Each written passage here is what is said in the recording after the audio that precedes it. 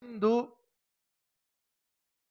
una advertencia, pero una reflexión o un pensamiento para que possamos entender se com certeza estamos adorando a Dios.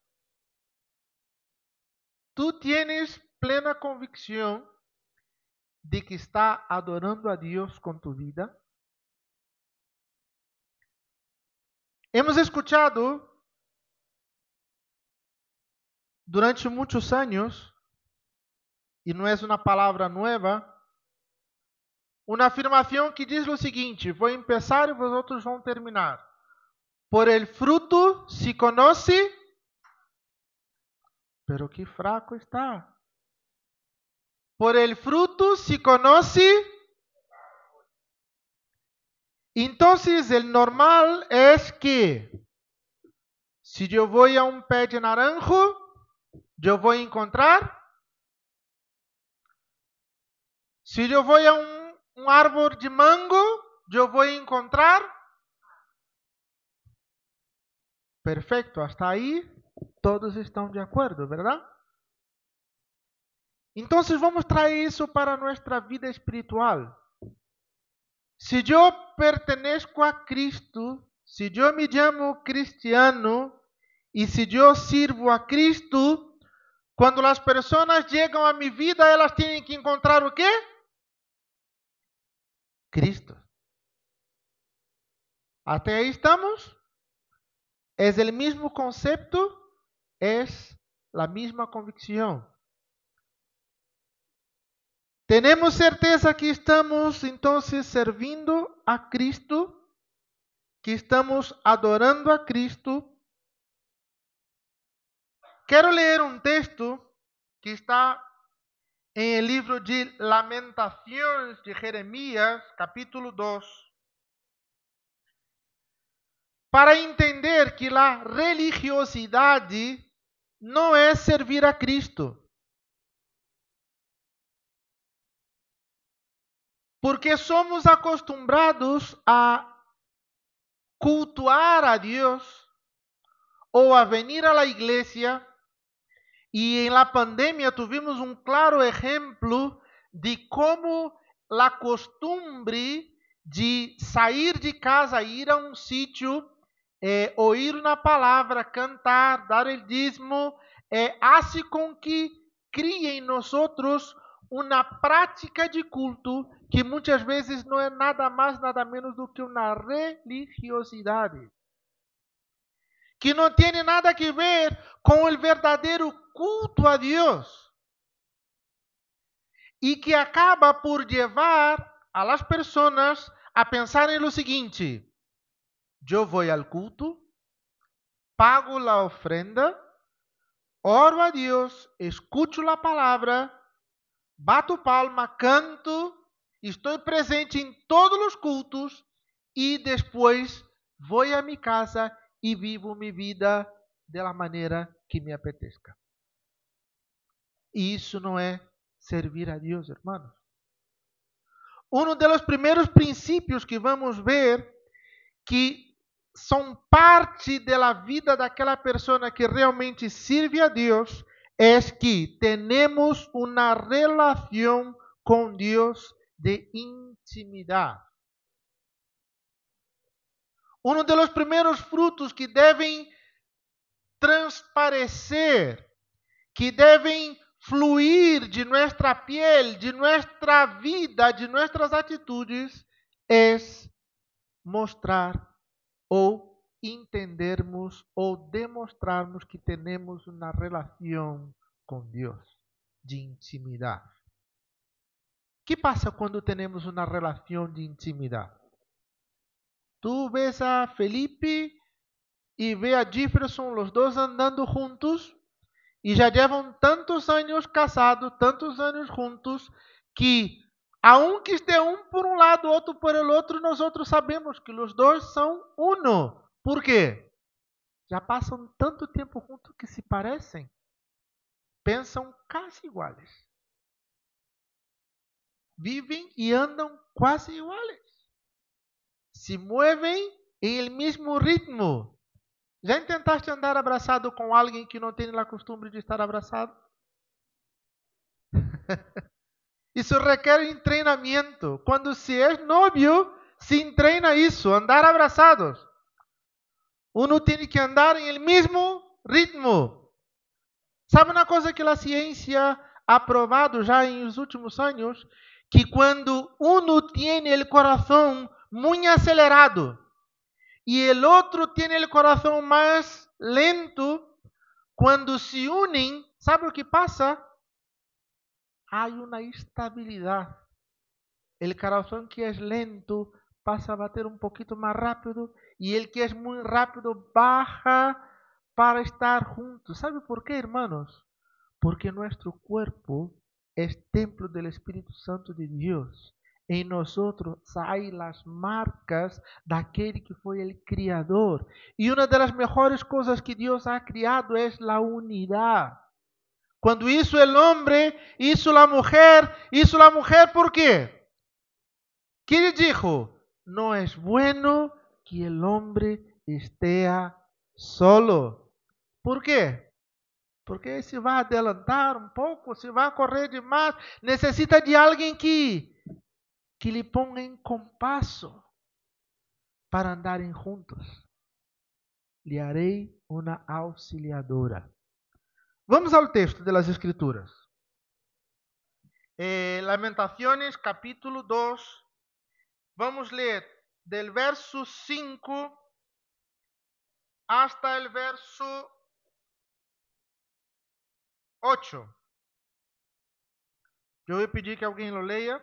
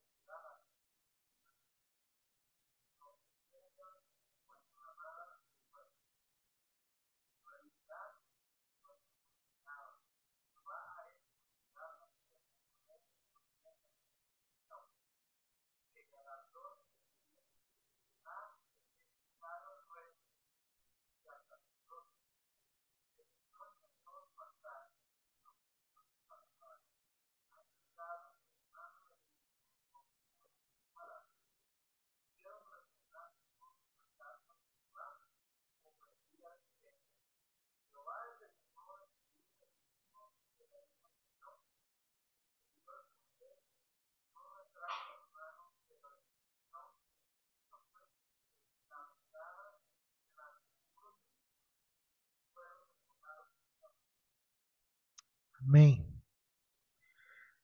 Hermanos, eu quero ler esse texto nesta manhã para que sejamos capazes de entender que a religiosidade hace com que empecemos a construir coisas que não têm nada a ver com a presença de Deus e com a vontade de Deus para nossas vidas. Isso está passando aqui neste texto quando el hecho de un pueblo que estaba viviendo en teoría toda una costumbre religiosa, tenía un templo, tenía un rey, tenía un sacerdote, tenían todo. Pero ellos tenían una práctica que no demostraban que estaban adorando a Dios. Porque eles chegavam ao templo, prestavam culto e logo depois saliam para suas casas e creiam que seu compromisso havia acabado aos umbrais da porta. Quando saliam, seguiam vivendo da maneira que lhe apetecia. O Senhor Jesus manda destruição e rompe todo. Rompe com a religiosidade, rompe com o templo, rompe com os muros. Diz que não se salvou nem o rei, nem o sacerdote. Quem era o sacerdote, hermanos? Não era responsável para chegar ao Santo dos Santos, na presença de la arca y apresentar los sacrificios y entregar el culto. ¿No era ese el hombre? Sin embargo, aquí dice el texto que ele foi destruído, foi quitado. Tudo isso se acabou. Quando somos realmente adoradores do Senhor Jesus, não vivimos o Evangelho simplesmente dentro da igreja. Temos uma relação de intimidade com Deus. Eles tinham todo, mas Deus os entregou em juízo. Porque o culto não era sincero. ¿Acordáis de la figura que eu he dicho aqui um tempo desse atrás? Sobre essa palavra sincera. ¿Cuántos se recuerdan? Las vasijas de agua hechas de barro, quando haviam que andar por el desierto, los expertos buscavam uma vasija que fosse sincera. ¿Qué es isso? Quando uno estava aí haciendo, preparando en el horno, muchas veces se iba la mano y se rajaba la tina de agua. Para não perder todo aquilo, todo o trabalho de amassar o barro, preparar todo que eles faziam, cogiam cera, passavam em la rajadura del barro, quedava muito bonito para adornar. Pero quando se echava água e saía por el desierto, en el desierto está fresquito, ¿verdad? No, en el desierto hace calor. Y con el calor la cera se derrite. Y si la cera se derrite, ¿o que se encuentra? La grieta. ¿Se pode coger un vaso de agua con una grieta? No es posible, ¿verdad? No es posible. Hermanos, Dios nos está enviando. Él dijo, en el mundo tendréis aflicciones. Isso é seguro, isso é claro, isso é a vida de quem serve a Cristo. Pero ele diz, mas tende buen ánimo, porque eu he vencido o mundo. Ele ha vencido o mundo, ele ha depositado sobre nós a persona do Espírito Santo de Deus. E agora ele nos adverte que não basta venir a la igreja, poner el culto, tomar la ceia, bater palma, oír las canciones, oír, incluso prestar atenção em aquilo que o pastor está predicando e depois salir e vivir uma vida com cera. Porque em el momento que, como dizem em Brasil, a chapa calienta, en el momento que la cosa empieza a apretar, en el momento donde se empieza a zarandear y la semilla tiene que quedar ahí firme donde tiene que estar, si hay cera, esa unción se va. Si hay grietas, todo que está puesto sobre tu vida se vai perder. Se não há sinceridade, não há uma íntima relação com Cristo. Porque eu vivo um evangelho dentro da igreja e outra vida fora da igreja. Por el fruto conoceréis. El árbol de mango tiene.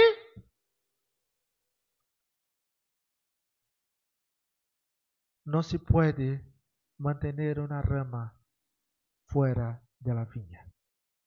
Quantos já ouviram essa afirmação? Quantos já viram uma rama de uma árvore que seja dando frutos aí fora do árvore? Eu ali na finca esses dias fui, cortei várias ramas para hacer, ¿sabe o quê? Leña.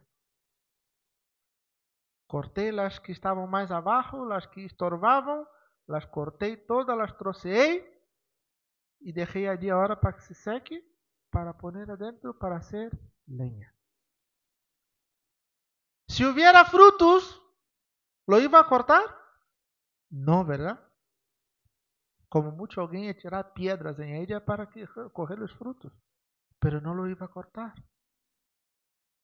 Pero el árbol que no da fruto, el árbol que no vale, el árbol que no hace justicia a su trabajo que da para cuidar de ella, pues es lanzada afuera, es lanzada en el fuego. ¿Alguien puede abrir la Biblia ahí en Colosenses 2, 6 a 8?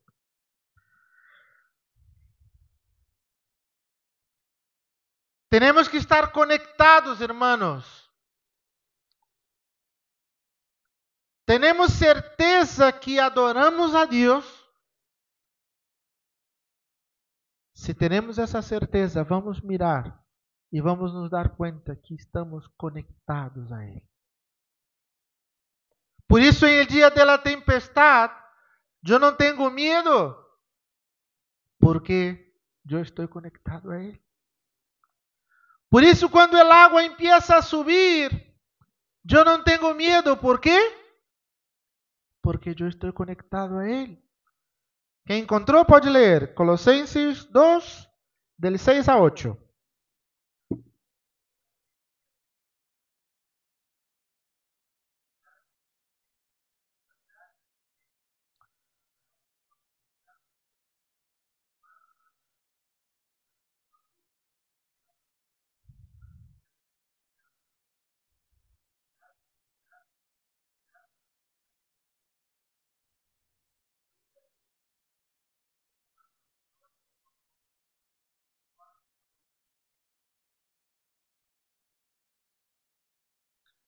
Andar em quem? Em Ele. Andar com Ele. Deixar que Ele viva em ti. Como somos capazes de conhecermos, irmãos, uns a los outros? Eu posso dizer que conosco a Priscila, pero quizás eu posso dizer que conosco a Priscila mais do que, por exemplo, Jefferson pode dizer que conhece a Priscila. Jefferson já foi à casa de Priscila, já comemos juntos em la mesa, já estivemos aí, hablamos, ela sabe muitas coisas, pero eu conozco muito mais a Priscila que Jefferson conhece a Priscila. ¿Por quê? Porque eu he vivido com ela. É minha irmã. ¿Te das conta do que eu estou querendo dizer, hermanos? Em que nível de vida vamos a estar? Temos certeza que estamos adorando a Deus, que estamos servindo a Deus. Isso vai mais allá do que apresentar frutos. Antes eu te conhecia de oír hablar, mas agora eu te conosco por andar contigo. Não foi essa palavra que hemos escuchado? Muitas vezes. Hermanos, la religiosidad lleva al hombre, a la mujer, a tener una falsa certeza de salvación. Una falsa certeza de libertación. En el momento que la chapa empieza a calentar, la religiosidad no te da respuesta y no te da sustentación. La respuesta es Cristo. El sustento es Cristo. El alimento es Cristo. Entonces, si queremos tener certeza, si realmente estamos adorando, servindo a Dios, empiece a preguntar-se a si mismo: ¿mi alimento es Cristo? ¿Mi refrigerio es Cristo? ¿Mi segurança está en Cristo? A mí me gustan muchísimo las series. E uma das séries que eu vi mais de uma vez era, e agora me vou olvidar o nome, Indiana Jones e as Últimas Cruzadas. Vi várias, hay um montão delas. E aí uma que é muito interessante porque ele chega em uma encruzilhada, em um sítio que não sabe o que fazer, e ele empieza a buscar respostas para passar por aquela dificuldade. E ele recebe um texto que diz assim: tu não estás encontrando as respostas porque está fazendo as perguntas equivocadas. No encuentras la respuesta porque hace las preguntas equivocadas. Isso não está em la Bíblia, pero esse conceito muitas vezes se aplica a nosotros, ¿verdad? No encontramos el verdadeiro Cristo porque estamos buscando e haciendo perguntas equivocadas. Incluso contestamos de maneira equivocada as perguntas equivocadas e acabamos por criar uma estrutura religiosa que nada tem que ver com prestar culto a Deus, com ser hijo de Deus e conviver em la presença de Deus. E aí vem o Senhor Jesus e rompe com tudo isso, como lemos o texto aqui. Não se quedou nem o sacerdote. Hermanos, muitas vezes estamos teniendo las atitudes correctas, pero que no pertenecen a nosotros. Les voy a dar un ejemplo. ¿Cuántos se acuerdan? Quem eram os responsáveis? Vamos ver uma classe de história aqui rapidamente. Quem eram os responsáveis por el mantenimiento y el movimiento de la arca del Señor Jesús? ¿Quién se acuerda? Qualquer uno pode responder. Los levitas, ¿verdad? Hijos de la tribu de Leví, separados para mover el arca. ¿Sabe o que passou certa vez? Esses homens saíram com a arca aí meio apressados, porque estava havendo aí uma guerra, uma situação um pouco complicada, e eles saíram. E não estavam bem coordenados em aquele movimento. E sabe o que passou em meio do caminho? A arca se moveu. Se iba a cair ao suelo. A presença de Deus se iba a cair ao suelo. E uno que não tinha nada a ver com o assunto, que isso? Puso a mão. ¿Para quê? Para que não caíra. Ele vivia um conceito, ele entendia que aquilo era a presença de Deus, a representação e todo tal, que havia gente preparada para aquilo, que estavam aí e tal, e aí ele vai e mete a mão. Eu sou cristiano, eu sirvo a Cristo, eu vou ajudar. O que passou com esse homem? Por quê, irmãos? Não estava fazendo a coisa correta? Preservando a presença de Deus, preservando a arca, pero não era seu cometido, não era seu papel. Ele não tinha a vida preparada para isso. Ele não havia sido separado para isto. Ele não havia recebido a unção para esse momento.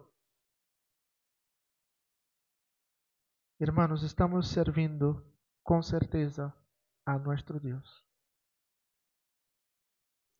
Antes de ponermos nossas mãos para hacer coisas, devemos estar consagrando nossas vidas a Deus. Devemos estar com uma íntima relação com Deus. Devemos começar a nos parecer, a estarmos mais semelhantes a Ele. 1 João 2, 27, 28 e 29. Alguém pode ler aí?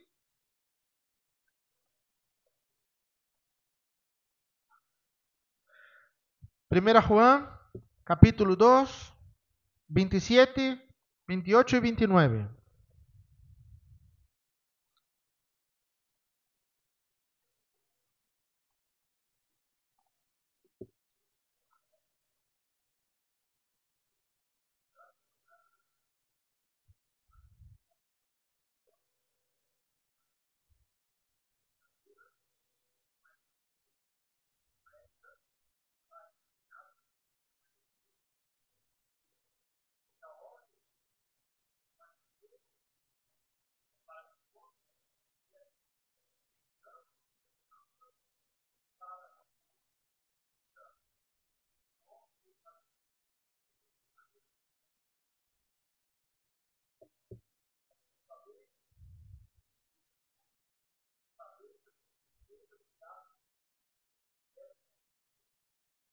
Amén. Hermanos, la obra de Dios en nuestras vidas trae esta justicia. Iguala y nos lleva a tener una vida de demostración clara de la presencia de Dios en nosotros.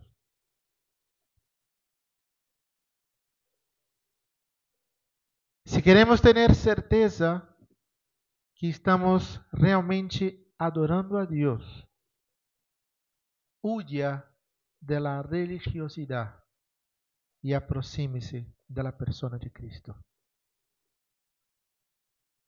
Escape su mirada de cumplir simplesmente leyes y ordenanzas que no permanecerán en el día de la venida del Señor Jesús. Vemos más de una vez Jesús llamando la atención o siendo llamado a atención, por ejemplo, por curar a una persona en el día que era considerado día de descanso. Y él empieza a preguntar, si acaso tu hijo tiene hambre en el día de descanso y tienes que ir a hacer algo por él, ¿no lo va a hacer porque es día de descanso? Si acaso tu animal cae en un agujero y se está ahí muriendo, ¿tú no vas a tener compasión de él porque es día de descanso?